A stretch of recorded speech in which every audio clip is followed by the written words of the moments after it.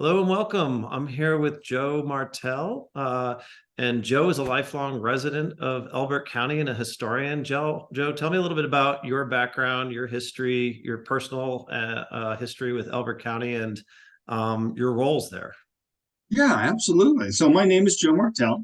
I am actually a fifth generation here in Elbert County. My great great grandparents immigrated over here from Germany in 1874. They settled on Comanche Creek, which is about 7 miles southeast of Kiowa, and the family has been here ever since.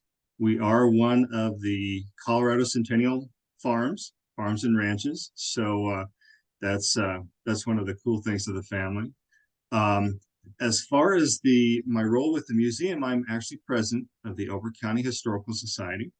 The society was established in the mid 50s. Actually, my grandparents and my mom were early attendees of that first meeting. So I've kind of got deep roots with the Historical Society. In the early 1990s, the society acquired the old Kiowa High School building and established the Elbert County Museum. And so the museum is actually a really unique building. It was built as the first high school in Kiowa.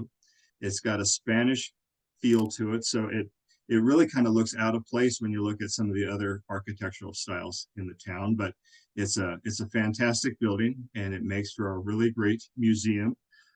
We've got a lot of open air space, so it just really gives you a good sense of the old architecture blending in with the museum exhibits, and it makes for a great space and a great experience. So, what would I learn if I go to the museum? What are some of the exhibits, and what am I going to learn going through the museum? One of our favorite exhibits, and we just recently accomplished it. Well, it's probably going on about 4 or 5 years now, but it's actually on the Smoky Hill Trail. The Smoky Hill Trail is I think probably one of the least known trails on the Colorado Eastern Plains. It actually originated in eastern Kansas and was established as a shortcut to Denver during the gold rush. So extending from eastern Kansas eastward, or excuse me, westward about 600 miles, and it ended in Denver, approximately where that big fountain is at the corner of Broadway and Colfax. That was the official ending point of the Smoky Hill Trail. But it followed the Smoky Hill River through Kansas. And as soon as it crossed the state line, that's kind of where the headwaters of the Smoky kind of dried up. And so from there, it was kind of just a mad dash into Denver. And unlike some of the other trails that followed, like the Platte or the Arkansas, that had a reliable source of water, the Smoky Hill didn't.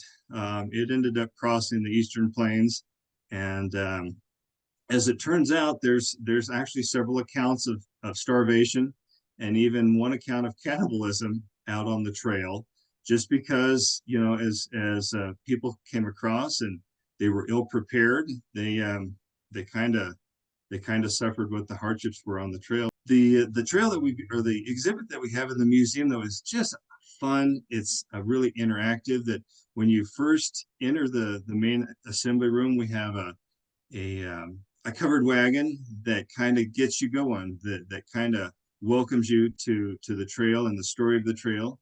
And then it really kind of follows the evolution of transportation in Elbert County, where after the trail days, of course, then the train starts making its way into eastern Colorado, and it actually follows a portion of the Smoky Hill Trail into Denver. And then, several decades later, then, we're talking about automobile transportation, and of course, a lot of our early highways out there in the Eastern Plains, especially Highway 86 through Elbert County and into Eastern Colorado, and even I-70 kind of follow portions of the Smoky Hill Trail. So it's just a really fun experience. It kind of gives you the sense of, the more things change, the more they stay the same, right? That the transportation patterns really, have not changed a whole lot from 150 years ago to today. But in addition to that, we have just a lot of fun things. We have the Gensch dioramas, which they really kind of outline the same story of the trails, but they're in hand carved miniature form. So it's really a cool experience. What time of year, and do you keep regular hours that we can experience the museum? Yeah, absolutely. So like so many of the Eastern Plains museums, we are seasonal, but our season is actually from Memorial Day through Labor Day. It's a Thursday, Friday, Saturday, Sunday in the afternoon format, so it makes it really easy to remember hours. And depending on the fall and how the weather cooperates, sometimes we even have events that extend out into September and October. Awesome. And in terms of events in Elbert County, what are some of your favorites that, if I were a visitor, I should come back for, or, must experience? Well, I tell you, probably my favorite, and I'm a little biased here, but it's actually the Pioneer Fourth. There at the museum grounds. It's a great community celebration where we actually have a museum open house, and we have a lot of activities, live music, and kids activities, and a cookout out on the museum grounds. But beyond that, there's a lot of great local rodeos.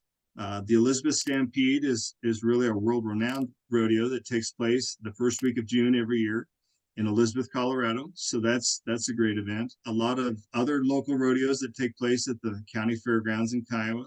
And then each town actually has their own small town events. Elbert has Elbert Days in July, and down in Simla they have the end of summer cookout there at the community square down there, and just a lot of small town activity around here. Awesome. Last question. What is some of your favorite things just in general about Elbert County? Why do you love living there? And what do you love to show off when people visit? I got to tell you, there's this tremendous misconception that when you come to Colorado, everything is up in the mountains, right? The scenery is in the mountains, the activity, the small town feel. But that's just not true. There's a lot of great spots out on the Eastern Plains in Elbert County, even extending out into Lyman and Burlington, Kit Carson, Cheyenne Wells. There's a rich history out here and a lot of great small town feels. There's antique stores and bed and breakfasts, a lot of Airbnbs, just the natural beauty. Even that there's scenes and landscapes out here that, gosh, they compare to the mountains, hands down. So for those that want to get away from the traffic and the congestion of the city, I tell you, it's an easy drive to come out to Elbert County, out to the east, and spend a day out here with us. Joe, thanks so much for your time today. Really appreciate it. Thank you.